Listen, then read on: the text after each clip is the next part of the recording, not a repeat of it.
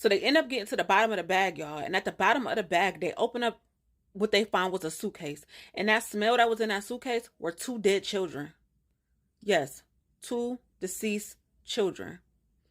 Y'all get in here because this story I'm about to tell y'all right now is just weighing on my heart. Now, I don't know if y'all heard the story of the woman who took in her niece and her nephew and had been riding around with them in her vehicle, deceased for almost a year until she got pulled over for speeding. And when she got pulled over for speeding, the cops smelled a smell that they knew was a familiar smell. If you ever smelled that death smell, then you know this smell is a smell that you will never forget. And he smelt it, and he would not take his eye off of it. He made her then take everything out that trunk, and he told her to go through those bags. And she was crying, acting like she didn't want to go through those bags. It was dirty laundry. He said, no, we're not going to stop until you get to the bottom of that bag. Got to the bottom of that bag and opened up that bag. It was a suitcase. And he said, open up suitcase. She was like, no, it was just dirty clothes. He said, okay, well, let me see the dirty clothes. She opened it up. And when I said the cops started crying, I ain't never seen the cops cry in a video. I ain't never seen the cops cry in person. The cops cry, y'all. She then took off, tried to fucking start running. Now, she was saying things during the traffic stop because that's how she got caught for speeding. She was saying things like, yeah, today gonna be my last day anyway because I'm about to be on the news making headlines all over the world. And he thought she was just talking crazy.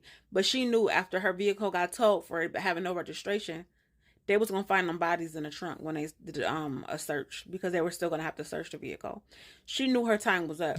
And she just kept saying things like, the light. Y'all said, you know, dark times will show the light. She was like, where's the light? It just keeps getting darker.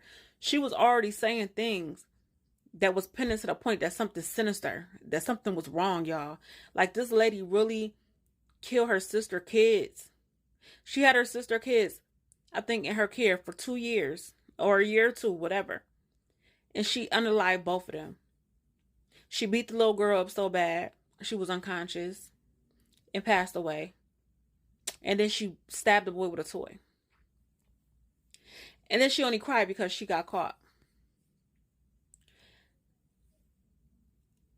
When does the abuse stop? When does it stop? This story right here, I boo-hooed, y'all. Before I cut this camera on, I boo-hooed crying because watching that interrogation, watching that woman have no sympathy, have no empathy that she did this. She said, people left me with these kids. I was wondering why nobody called me and asked me, did I need help? The phone worked both ways. You could have called and told somebody you needed help raising these kids. You could have called somebody else in the family